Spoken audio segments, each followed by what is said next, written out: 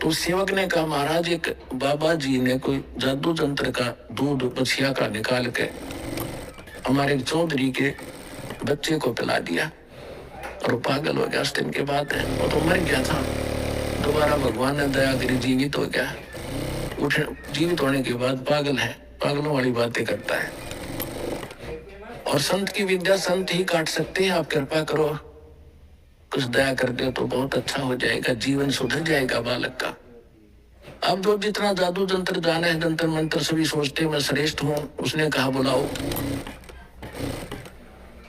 वो लड़का वहां लाया गया, उसके नाना जी भी साथ थे, गांव के और बुजुर्ग भी साथ आ गए। तो गोपाल दास ने पूछा कि बेटा कौन था जिसने तेरा जीवन बर्बाद कर दिया?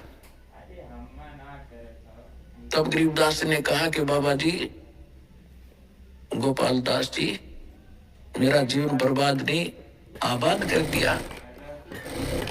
हम सुल्तानी नानक तारे दादू को उपदेश दिया, जात दुलाहा भेद न पाया, वो काशी महे कबीर हुआ। होय होय कि मेरा उद्धार किया। अब्राहिम सुल्तान अदम मुसलमान बादशाह को वही मिले थे, नानक जी को बेई नदी पर वही मिले थे जिंदा महात्मा के रूप में, और दादू जी को भी वही मिले थे, और मेरा भी कल्याण उसी ने किया। हम सुल्तानी नानक तारे दादू को उपदेश दिया, जात जुलाहा भेद न पाया, वो काशी महे कबीर हुआ।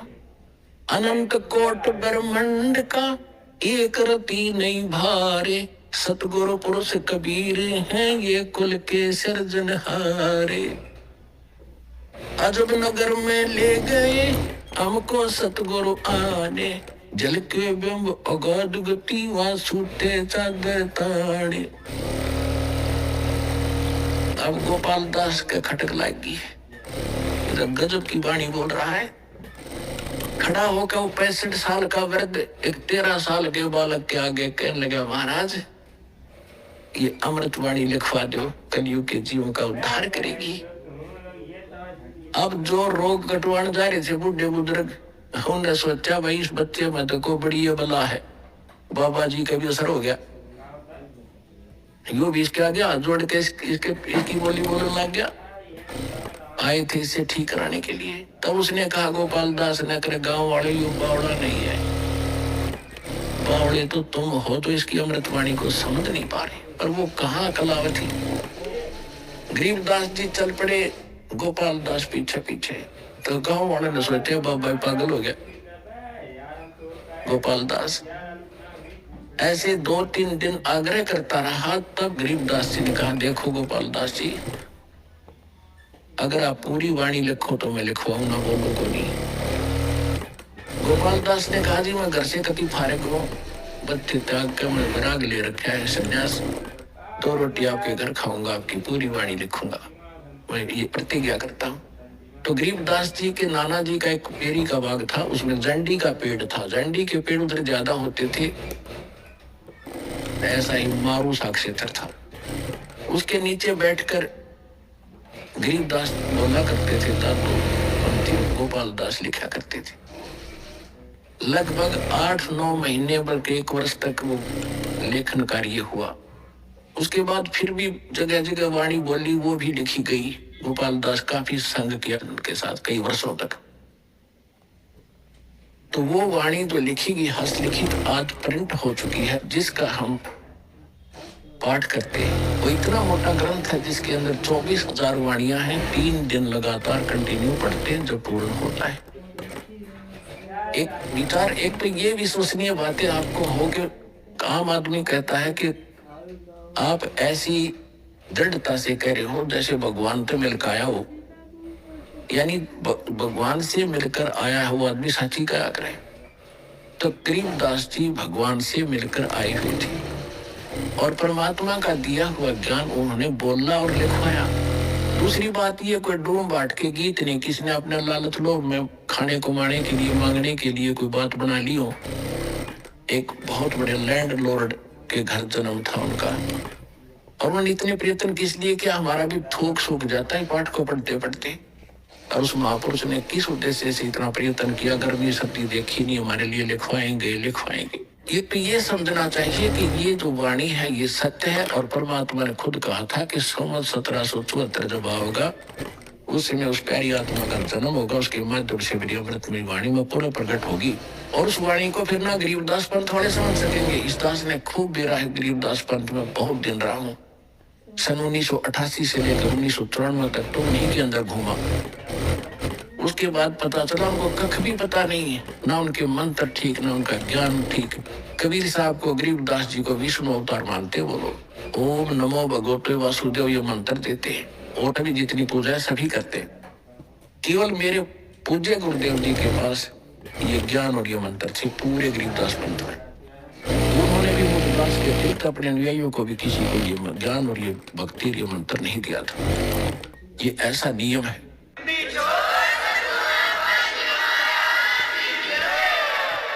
तो प्रश्न चल रहा है कि वो मंत्र कौन से हैं जिनसे मोक्ष होगा।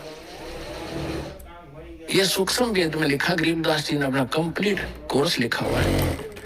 उसमें ये 7 मंत्र हैं। पहले ये 5 दिए जाते थे, अब जो प्राइम टाइम है इसमें ये 7 दिए जाएंगे।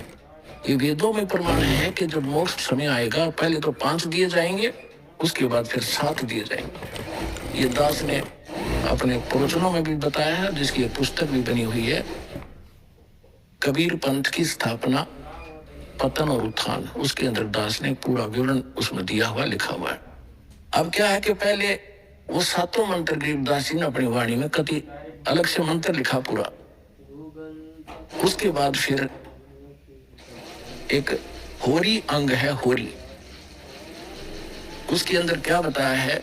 अब जैसे नानक साहिब जी की एक समुद्र की साखी नाम की एक वाणी है, भाई बाल्य वाणी जन्म साखी के अंदर आपको बहुत बार दिखाया भी है, रूबरू भी किया है।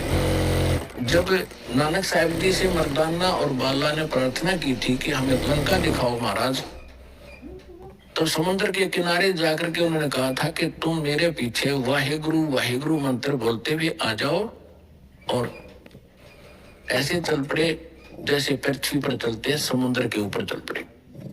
उधर नानक साहिब जी वो सतनाम 2 अक्षर का, जैसे वाणी माता है सोई गुरु पूरा कहावे 2 अक्षर का भेद बतावे,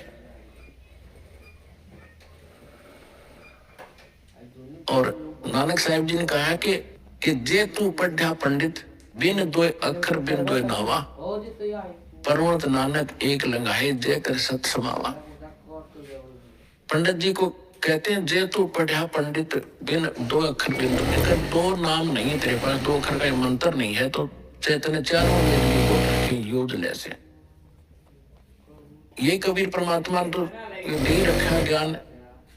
गुरु ग्रंथ साहिब में लिखा क्या कह कबीर अक्षर 2 भाग होगा खसम तलेगा राख, यानी 2 अक्षर के मंत्र को दान करने वाला अधिकारी संत होना चाहिए, तब उसकी रक्षा होगी।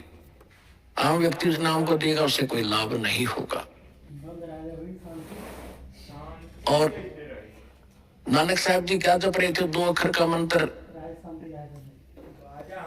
मर्दाना ने देखा कि गुरुजी तो 2 अक्षर का मंत्र जाप करे, ओम सोहम, वो भी फिर उसी को जाप करने लगा, वो फिर डूबने लग गया। नानक साहब जी ने कहा कि मर्दाना तो वही मंत्र जाप कर, अगर ऐसा गुरु जी की नकल नहीं करते होते आज्ञा का पालन करना चाहिए। तो फिर वो मर्दाना हुआ, एक गुरु कहने लगा तो ठीक होया, उसी तरह से चलने लगा। कहने का भाव ये था कि कबीर परमात्मा ने इन सभी महापुरुषों से कहा था कि जब तक वो प्राइम टाइम नहीं आता, कलयुग 5505 नहीं बीत जाता, तब तक इस सार नाम और सतनाम को डिस्क्लोज ना कर। धर्मदास मेरी लाख दुहाई, ये सार नाम की तबार न जाई, सार नाम बाहर जो पढ़ी, ये बिजली पीटी हंस न करही।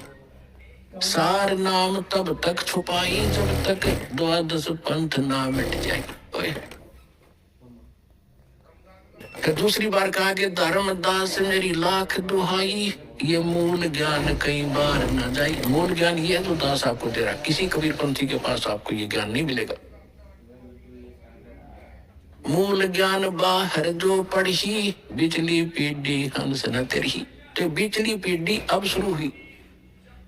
कबीर सागर के अंदर कबीर वाणी चैप्टर के 137 पृष्ठ पर यह भी स्पष्ट किया है कि प्रथम चरण कलयुग निर्वाणा और तब मगर मांडू मैदाना।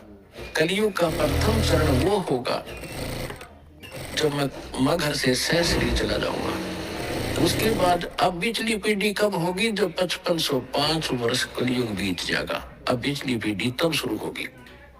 तब तक ये प्रथम चरण था। अब फिर इसके बाद ये हजारों वर्ष ये ज्ञान अब चलेगा और अरबों खरबों प्राणी भगवान के बच्चे पार होंगे जो इस ज्ञान को ठीक से समझ लेंगे।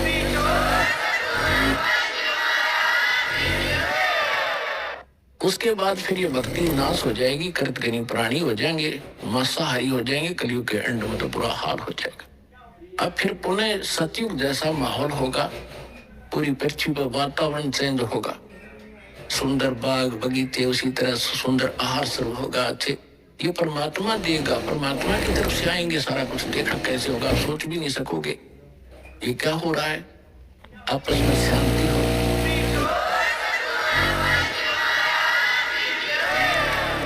तो नानक साहब जी ने ये भी दिखाना था कि मैं ये नाम जाप करता हूं जिससे मेरी मुक्ति हुई। 2 अक्षर का मंत्र ये है। और उधर से झटका भी देना था क्योंकि उन्होंने प्राण संगति के अंदर ये पूरा वर्णन लिख दिया था। अब उन्होंने इसी डर से गुरु साहब ने लिखा प्राण संगति वाला वर्णन, जो सतनाम लिखा था सीधा, कि कहीं जैसे मर्दाना जी ने नानक साहब जी की आज्ञा की अवहेलना कर दी, वो डूब गया होता, मर गया होता। इस डर से गुरु ग्रंथ साहब में वो वाणी ये नहीं लिखी, उन्होंने वो छोड़ दी कि कहीं कोई सिख बच्चा और इस मंत्र का जाप कर लेगा, उस मर्दाना की तरह नानक साहब जी की आज्ञा की अवहेलना करके दंडित हो जाएगा।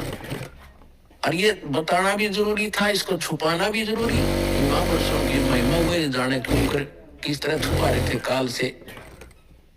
वो भी पक्का हो गया कि नानक साहब का मोक्ष 2 अक्षर का मंत्र से हुआ जो ओम सोम है। और नामदेव जी को परमात्मा मिले थे, उन्होंने भी 2 मंत्र का जाप किया था। नामा छिपा ओम तारी, पीछे सोहम भेद विचारी, सार शब्द पाया जद लोई, आवागमन बोर ना होई। गीसादास जी कहते हैं ओम सोहम जप ले भाई, राम नाम की यही कमाई। अब गीसा पंथ में कितना यू मंत्र नहीं और मंत्र अटपट करें, इसका पूरा एक शब्द है यू गीसा दास जी का। इसने सारे नट लेते हैं कि यू मंत्र है सारा, सारी आरती सी है। ये तो यू मंत्र अलग है। गरीबदास जी कहते हैं राम नाम जप करथर होई, ओम सोम। तो क्या सिद्ध हुआ? ओम मंत्र वेदों में है और परमात्मा कहते सो हम शब्द हम जग में लाए, सार शब्द हमने गुप्त छुपाई। सार शब्द की तो छीट भी ना लगन दी दाता ने, वो स्वयं प्रकट करते हैं। इस दास को दिया फिर अब आगे देने के लिए।